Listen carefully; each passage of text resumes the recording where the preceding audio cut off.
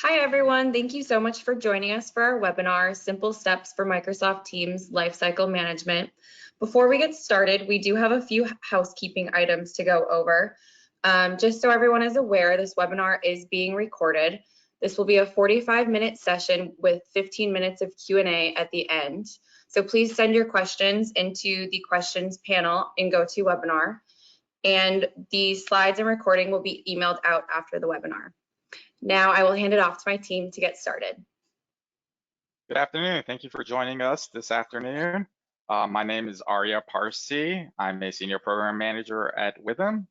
I began my career as a developer, and most of the development work I did was utilizing SharePoint, and I've done SharePoint 2003 to 2016 in terms of implementation.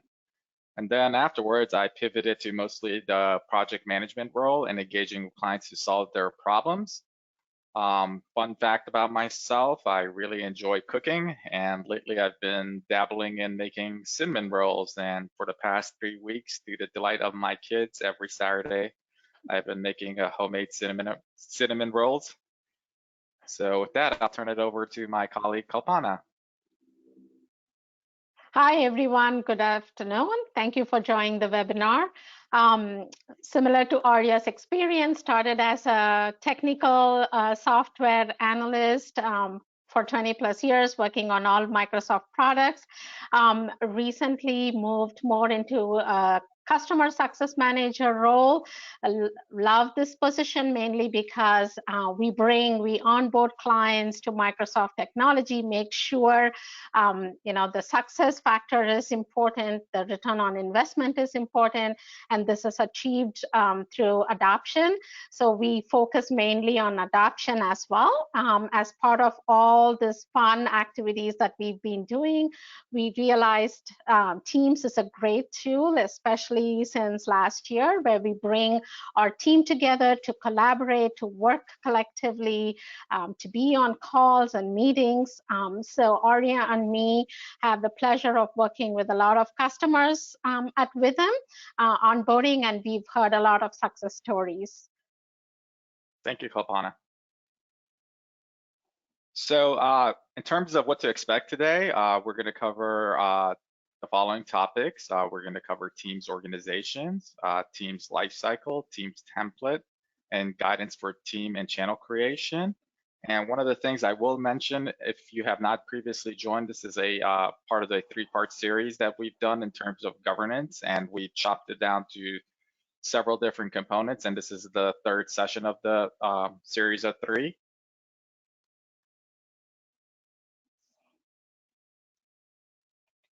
All right, and with that, we will launch our first polling question. Have you already deployed Microsoft Teams in your organization?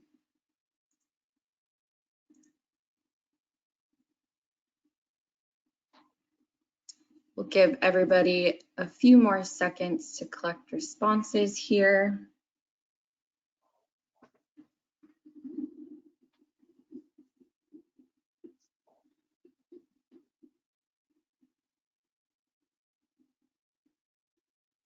All right, and it does look like a majority of responses have responded yes. Great. All right, so first topic we're going to discuss today is Teams organization. So just to give a very high-level perspective of how Teams works for those that are new to Microsoft Teams and don't have the background, we think this is a very great slide to explain it all. Basically, Teams is broken out to various containers, even though it's called Microsoft Teams as a whole. The little containers on the top right here are teams, so you'll generally create what's known as a team. And those are our collaboration spaces for people who work closely. Often these people that are working in a team are invested in a common outcome. They may be full or part-time employees, vendors, or guests of the organizations. And then inside of this teams, you may have a single channel or multiple channels.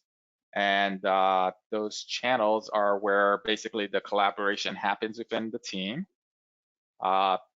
Just something to note, whenever you create a channel in its current state, and I kind of say current state. The membership of those channels are inherited from the team. Microsoft is rolling out new functionality in Teams, and it's basically they're planning on kind of allowing you to lock down these channels a little bit more and keeping them private. The private channels have already rolled out, but there's a new concept called share channels that are coming soon, which will allow you to basically share channels between members of your internal staff or external, but that's in the future. But generally right now, these channels are inheriting permissions from the team itself, unless it's a private channel. And then these particular channels can host conversations. So as you and your team members are having conversations about a certain topic, that's where everything is hosted in a channel. And then you have the files, notes, tabs, and various connectors to other line of business applications, all hosted within that channel. So one of the first questions whenever we're talking about governance is, okay, well, great. We know we can create teams and channels, but how do we organize that? So broadly speaking, there's several ways of organizing teams and channels, and we'll cover those topics. The first way we see a lot of our clients organizing those teams are by departments with channels that includes projects or topics related to those teams.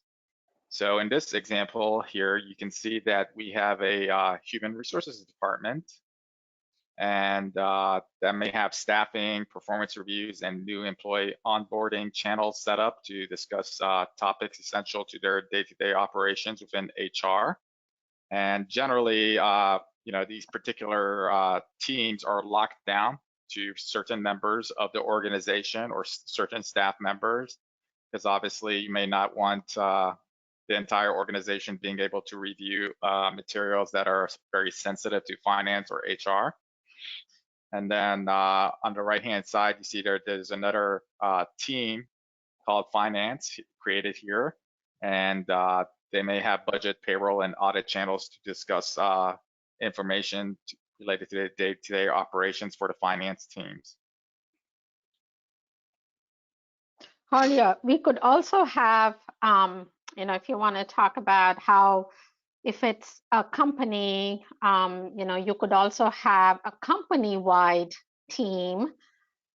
Yes. So generally, whenever we're creating a team for a organization, you create what's called the organization-wide team. Mm-hmm. And by default, Microsoft allows you, I think it's about 3 organization-wide teams that everybody can be a member of.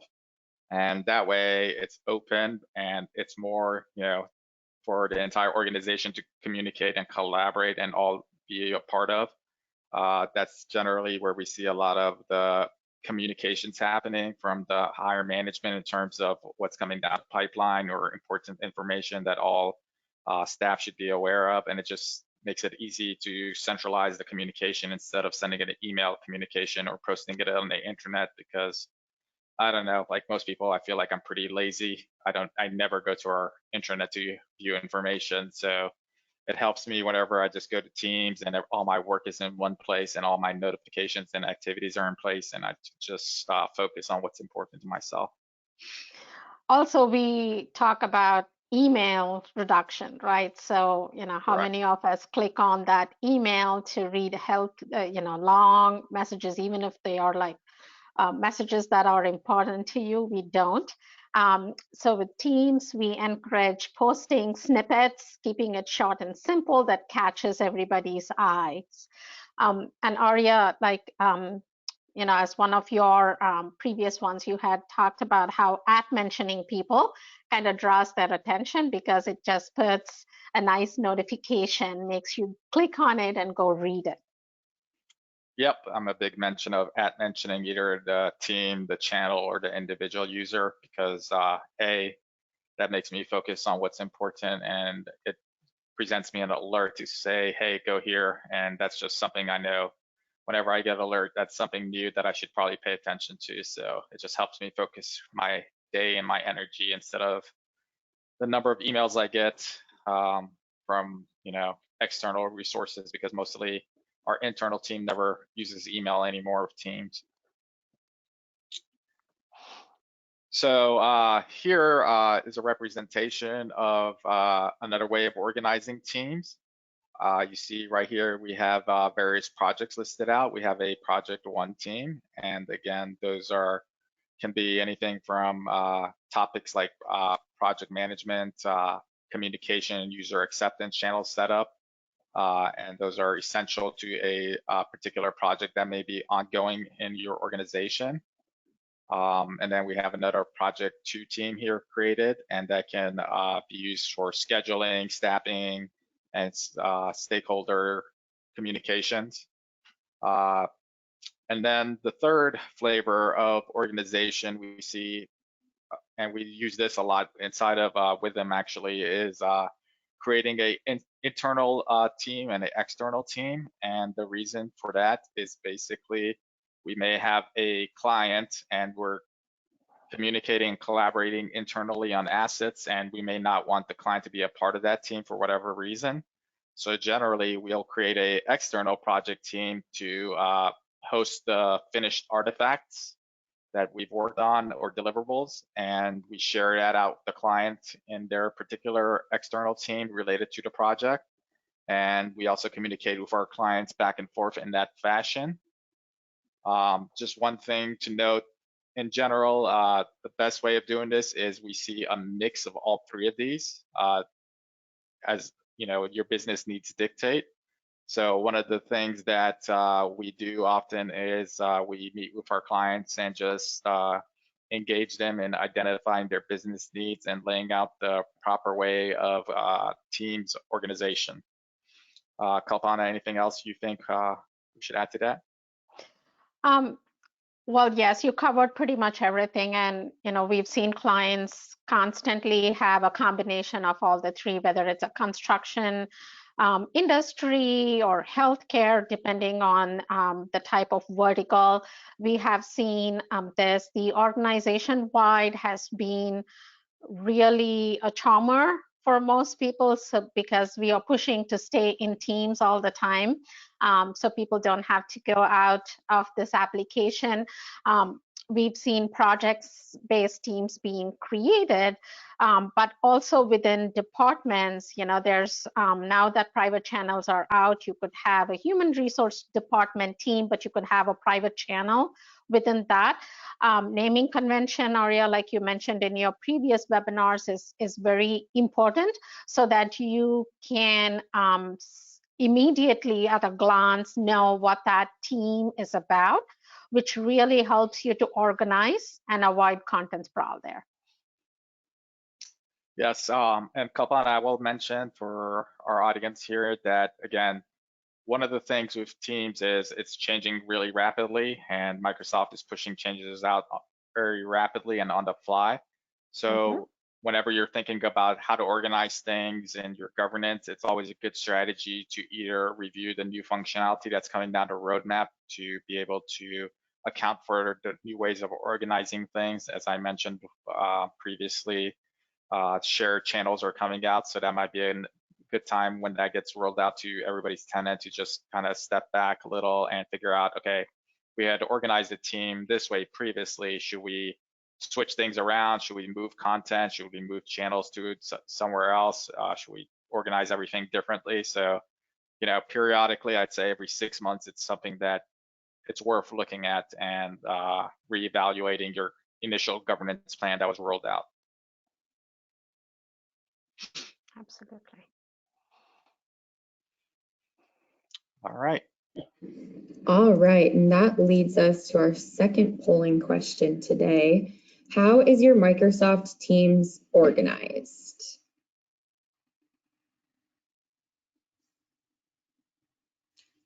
All right, still getting some responses coming in, so we'll give it just a little bit more time.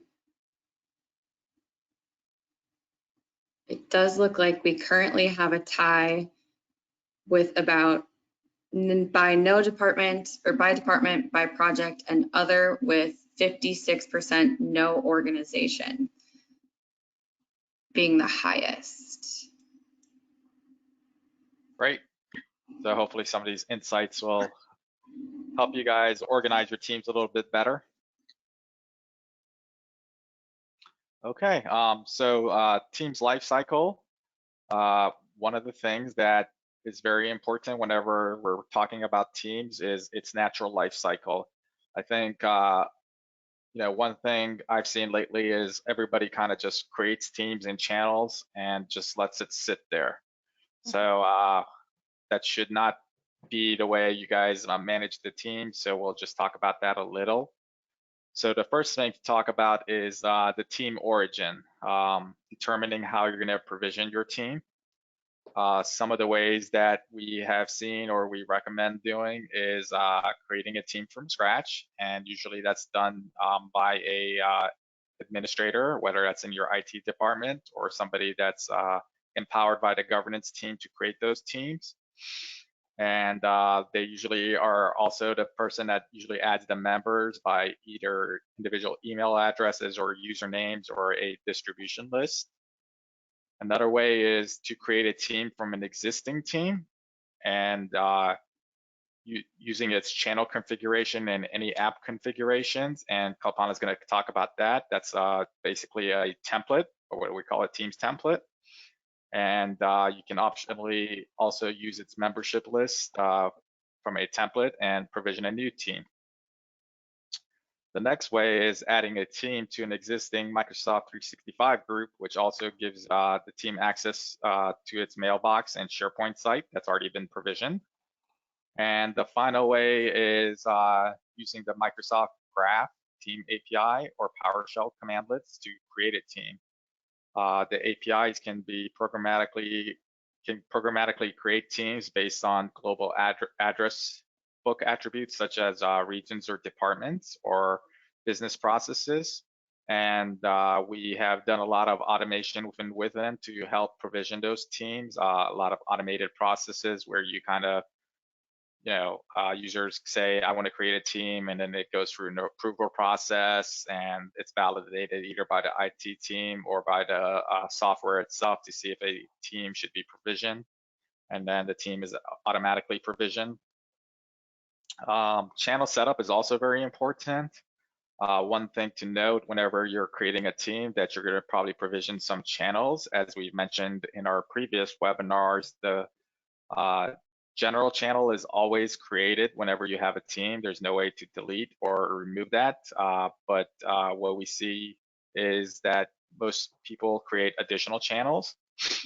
So any team member or a member, any team owner or member of that team can basically create channels in a team.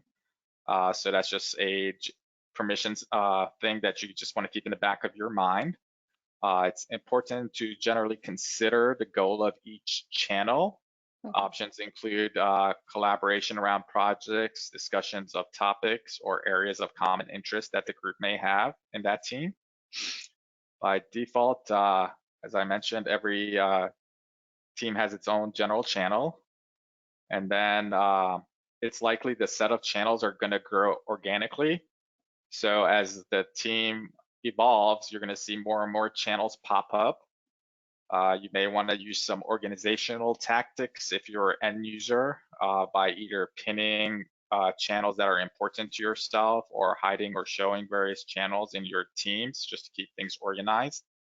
But a lot of people ask me, well, what's the maximum number of channels you're supposed to have in a team? And I always say, whatever makes sense for that particular team, because you want them to have the flexibility to be able to work in their own confined space. A lot of times we see IT try to restrict some of these things, but in general, I say, hey, that's just an area for a team to collaborate. It's very closed off. If they want to create more channels or less channels, just let them figure out what generally works best for them. You can give them guidelines of how to provision channels. You could say, okay, these are the reasons you should provision a channel, but other than that, just let it kind of organically flow. And the reason for some of that is later down the road, the users can rinse those channels if they're not being used, and we'll kind of go over that in a second. So, the next thing we want to talk about is the evolution of a team. One thing we recommend highly is creating champions, and we discussed this previously of what a champion is. It's basically somebody within your organization that's taken an interest to either IT or teams and is going to be a champion of the product. And they're generally not a part of the IT team, although they can be, but they're more of a peer to users.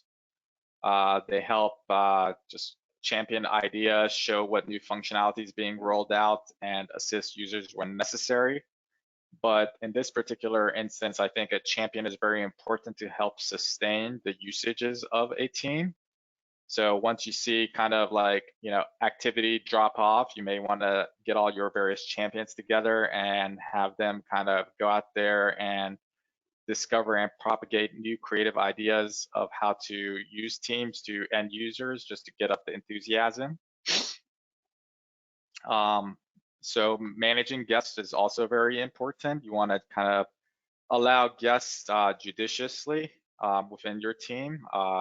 For obvious reasons, you don't want to kind of open up Pandora's box and allow guests to every team within your organization. So just having that proper governance and IT model.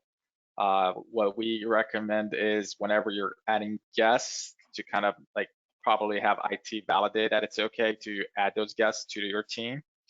That just helps alleviate any kind of security risks or problems because IT can generally say, okay, this is a good idea to allow this guest in a team, and this guest may not be a good idea to allow in a team for any reasons.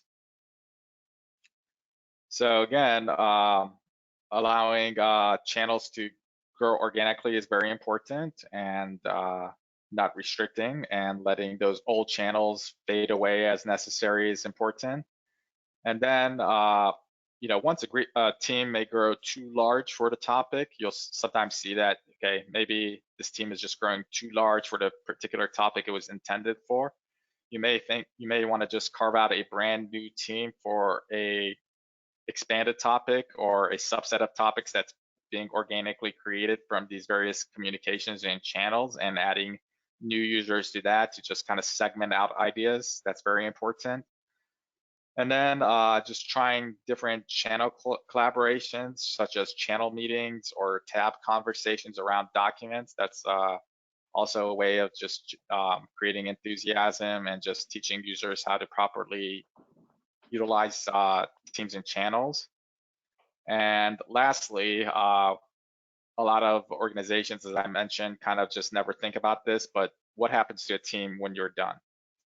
So whenever we're talking about these various teams and channels, the whole goal is to collaborate and work on something together, right? So when a team has run its course, it's kind of important to just formally acknowledge as a group that it's over. And that gives the team members a sense of accomplishment and a sense of closure, because if you have a ongoing project that just drags on for years, nobody ever feels that sense of closure, like we've accomplished something, here are the artifacts, this is what this was created for, and it just lets everybody know that it's done.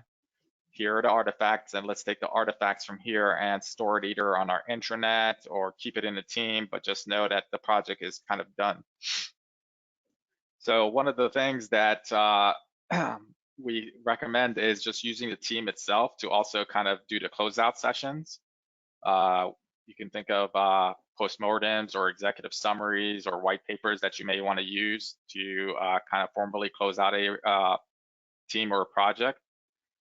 Now, one of the ways of technically closing out a team is using what we've described in the past of deleting a team using expiration or retention policies. So we conduct a lot of sessions with our clients to kind of explain to them some of these automated processes and ways of just cleansing.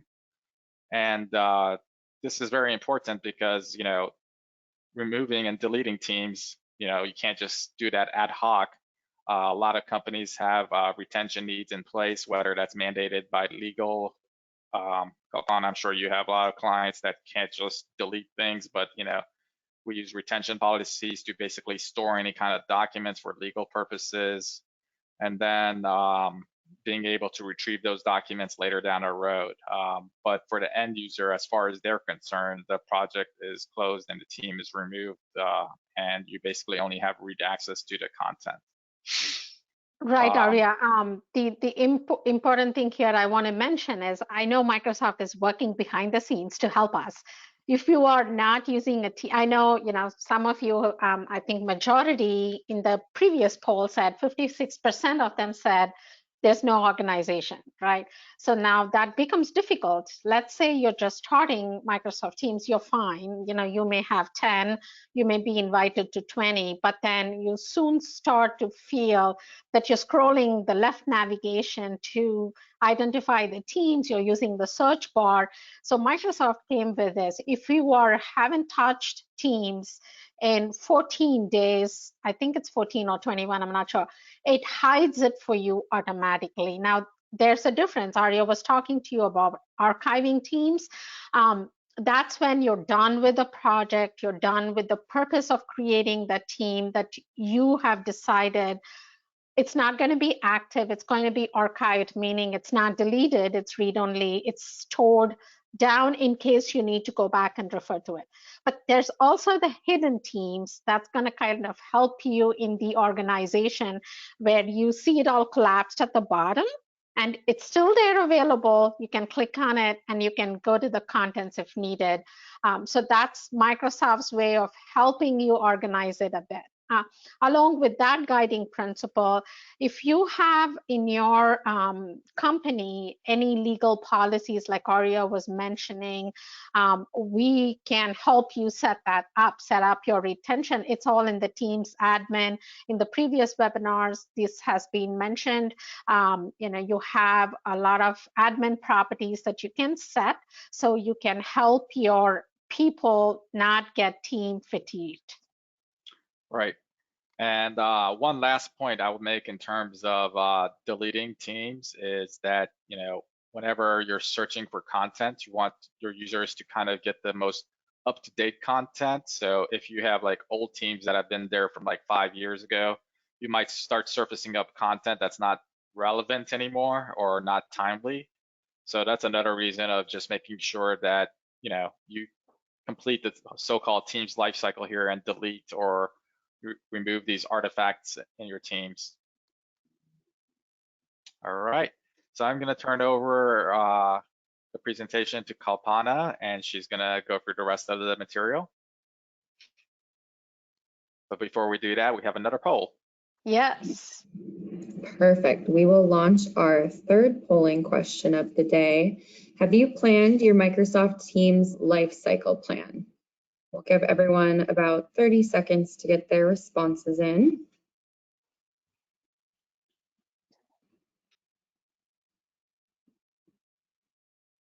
Does look like some people are in the process of planning, which is great.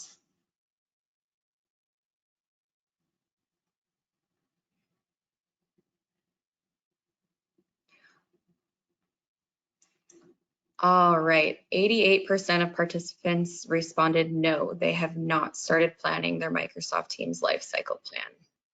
So we are glad you are part of this webinar. I hope we provided good insight for you to start thinking about Teams lifecycle and its benefits. All right, so we talked a lot about the different ways you can organize teams. We talked a lot about the Teams lifecycle. Why do we do that? In our mind, we want to make sure our users who are using Microsoft Teams get their answers immediately. Meaning, if I want to look for something regarding my PTO, I should be able to know exactly where I am going. If I am in a project A that I worked and I liked the structure of that project, I would like to standardize that as a template so I can take it with me for my future projects. Let's say the three of us, Arya, me, and Kendra, for example, are working in a project and we liked the channels that we built for the project and we get a similar project in the future. having a template, having the apps that was used as part of that project, being readily available when you create a new project is very beneficial. You have already done your thinking. You have designed your teams to help you be productive, to help you be efficient. Why not use it? Why not propose that to the entire organization? So that's where Microsoft is coming up with Teams templates to help us.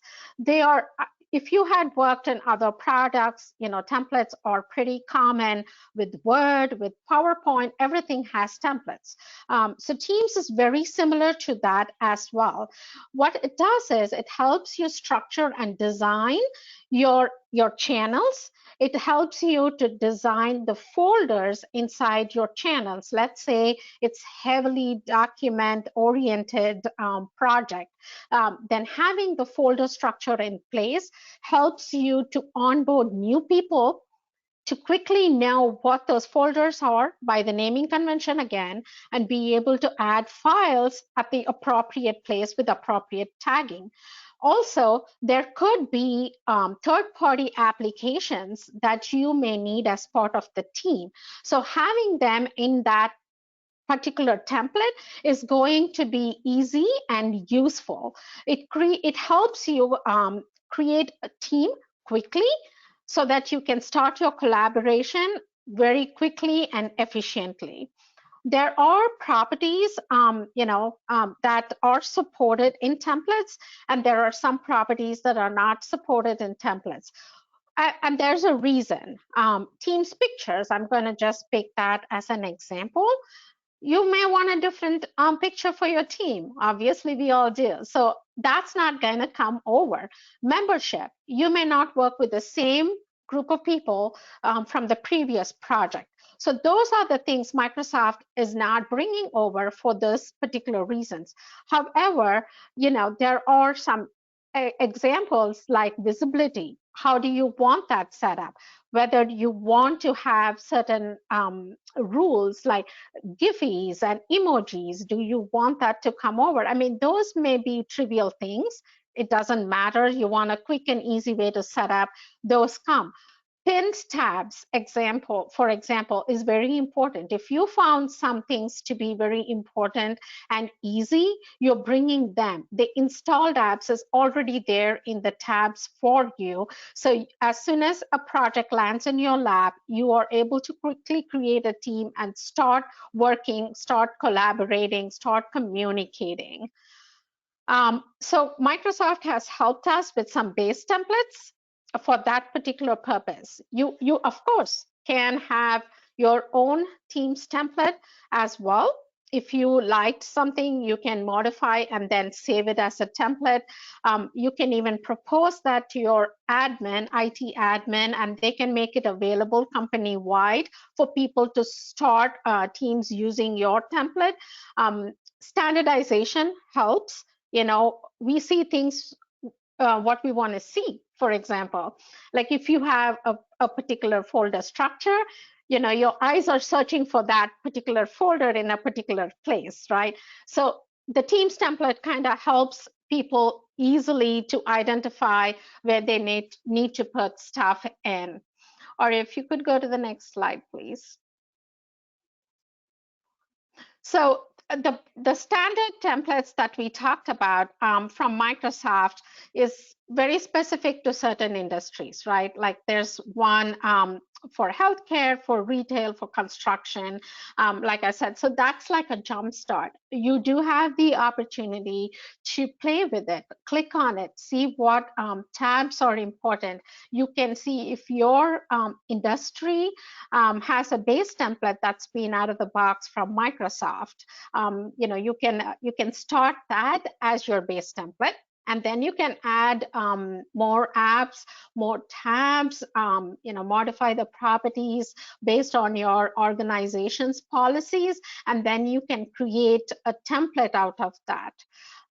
Arya, I know you have some experience in the healthcare industry specifically, where templates played a huge role. Yes, I've been working with a lot of healthcare organizations lately with coronavirus and everything else going on. And one of the things that we've seen lately being utilized is the healthcare templates here, specifically the frontline worker templates. Those include things like shifts and other important things to the healthcare world. But I will mention other templates that are being highly utilized within Microsoft are the educational templates. I'm sure a lot of people have, kids or them themselves are going back to school. So Teams is being utilized since everybody's kind of working from or going to school remotely. So a lot of work has been done by Microsoft to kind of roll those out to help facilitate collaboration and just communication within the healthcare and education workspace. So that's why they put a lot of emphasis in those right now. And the list of templates, again, it's growing depending on kind of what's hot. So Microsoft is kind of focusing on those right now. All right, thank you. The next thing we want to talk about, Arya kind of touched on it a bit about your team's organization. How do you do it? Do you do it by department? Do you do it by project? Do we do it, for both? While you are thinking that, you also started think about, should you create a new team? Or is there a team that's already existing and should it be just a channel? What I want to provide to you in the next couple of slides is some guidelines with our experience and with Microsoft's best practice recommendations.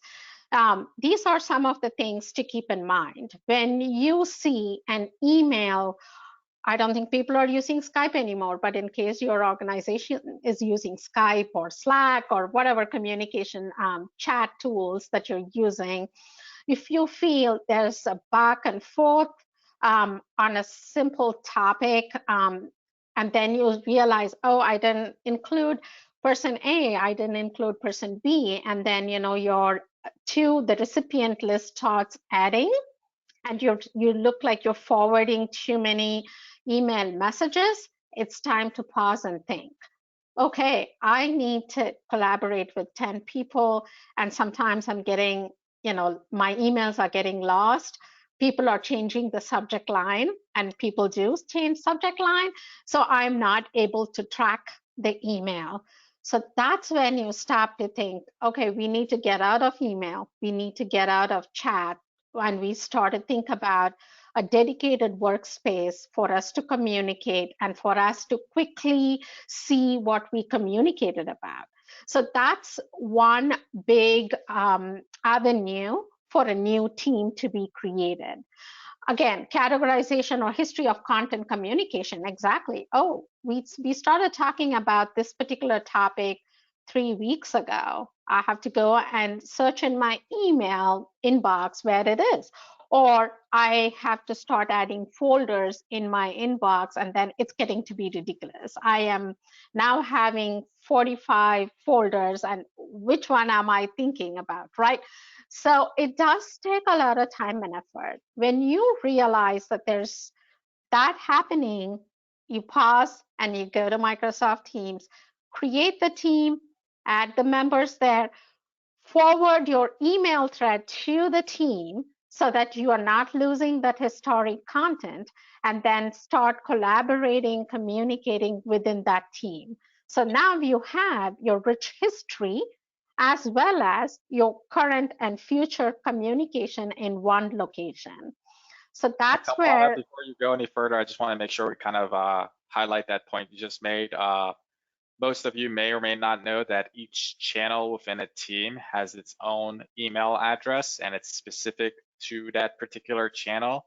So what Kalpana mentioned was making sure you forward any collateral email associated with that new team or channel you created to the appropriate channel. Exactly. Yeah.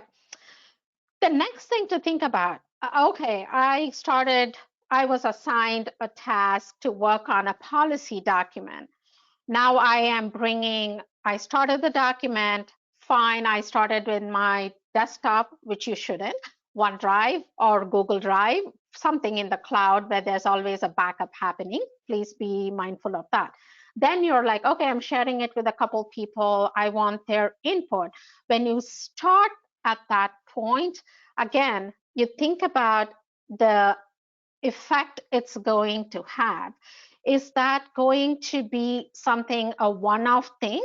Or is this document a basis for a new project, a new endeavor, a new effort? It doesn't have to be a project per se, any endeavor that you're taking within. For example, in our company, we have a process, a project management process template that we wanted to Arya and me are tasked to do. So we start off with each other sharing. Then we are like, wait, we need to bring more people in, other project managers in to work on this. Oh, we also find there are addendums to this document or process that we are building.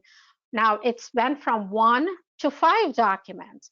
These are the things when you pause and say, well, now it's time to probably create a team if we don't have already something going on, and start collaborating, because we then start talking, right? We start communicating.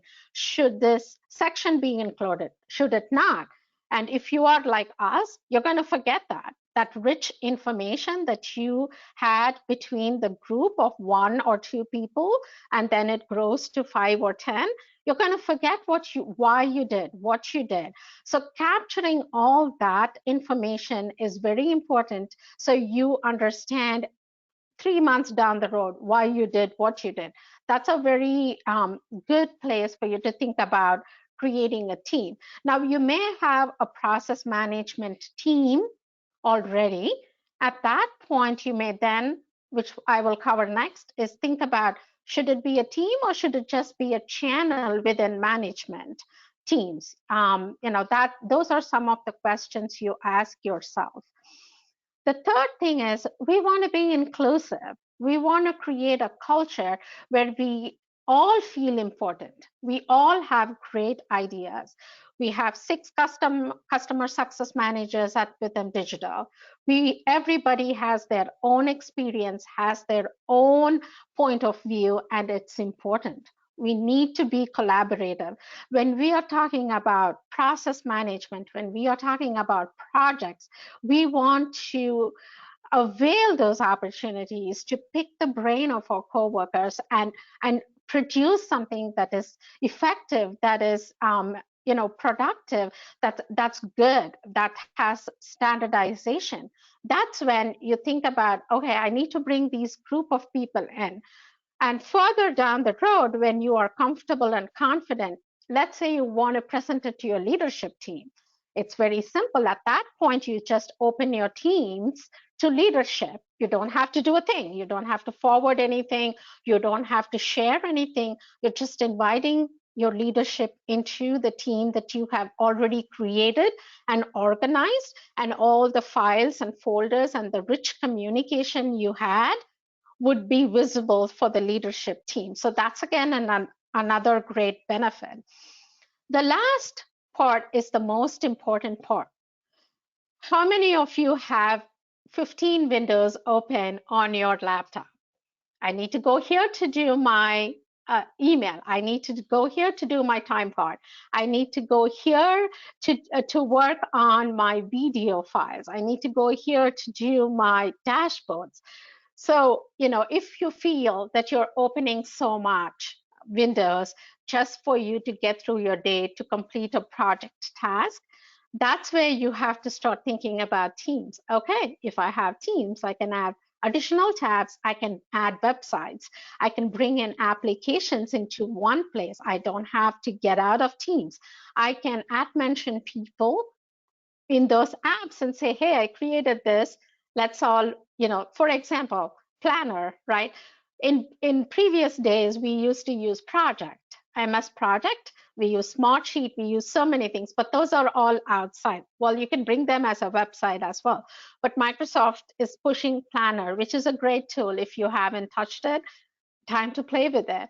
And you create a tab, you add Planner. Easily you can add tasks and assign it to people. As people complete, change status and let people know. And it's all right there in one interface for you. Just log into Teams and most of your work is done. Okay, we talked about Teams. Now it's time to talk about channels. So the first thing I say is, please make sure that a team does not exist. Let's say you have an idea for a team to be created. Please make sure that it doesn't exist, because if it does, you're duplicating it and then people are going to be confused, which is the latest. So that's when you start to think, if a team already exists, should by my initiative be just a channel there? Or if it is, let's say, a process management is a broad category. Within that, you have a specific task that you need to do. Let's say, you are doing just templates for your process management. That could be a channel by itself. You don't have to go ahead and create a team for that. If you realize pretty much all the people in that team needs access to this, think about, do I need to really create another team? Maybe not. Let's say it's a project and you had phase 1 of the project you completed and your client is so happy with your work, which happens to us all the time. They want phase 2 of the project. Now I started to think, yes, okay, I don't need a team for that because it's going to be the same set of people going to work on this as well. I'm going to create a phase 2 channel and I'm going to start working in that rather than going and creating a new team. Because sometimes you may want to have content in the previous project being addressed in your current phase as well. The next thing is, should all team members be able to access the content that will reside in the channel? Arya was alluding to that. When you're inviting guests to your team, think about it. When you add people to the team, they have access to all the channels. Maybe you want just an elite group of people to work on something before you push it out to the bigger group. In that case, create a private channel. Just add the number of people you need to add so that you have it locked down. You collaborate, you communicate, you produce your document, and then you can push that document out to the general team or to the appropriate channel within that team so that others can look at it. Will additional people outside the team need to access the channel content? So here's another thing that you should do. Let's say you want to invite clients. Like I said, when you have to add them to the team first, which gives them access to all the channels. Think about that. Think about locking down. Think about the best practices and recommendations. Is it just a one-off document? Do I need to invite them to the team, to the channel, or do I just share the document? That's food for thought, and it depends. It depends on the document. It depends on your company process. The last thing is very important. We've been harping on naming convention. Please make sure that it makes sense, not just to you, but to the whole team that you're working with. My idea of a naming convention may be different from the rest of my team. So when I create something, I ask the question. You can put the channel description as to why the channel exists, but then you're also going to ask, does this make sense to you guys? Do I name it phase 2-design? Does that make sense to you in this? Or do I, if I just put design phase 2, what should be the standardization of it?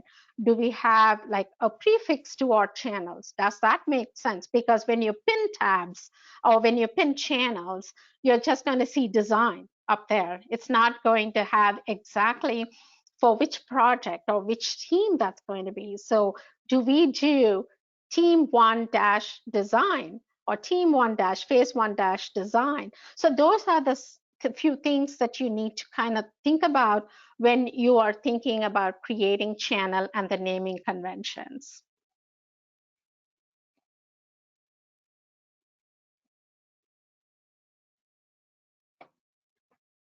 So our next poll here. All right, last poll for the day. Do you have a governance plan in place? We'll give everybody a few seconds to get your responses in.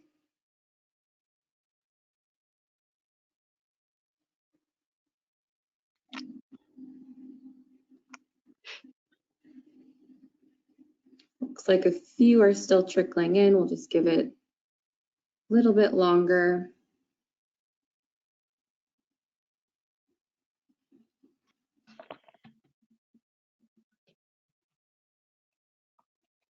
All right, 33% said that they are in the process of implementing and 67% responded no.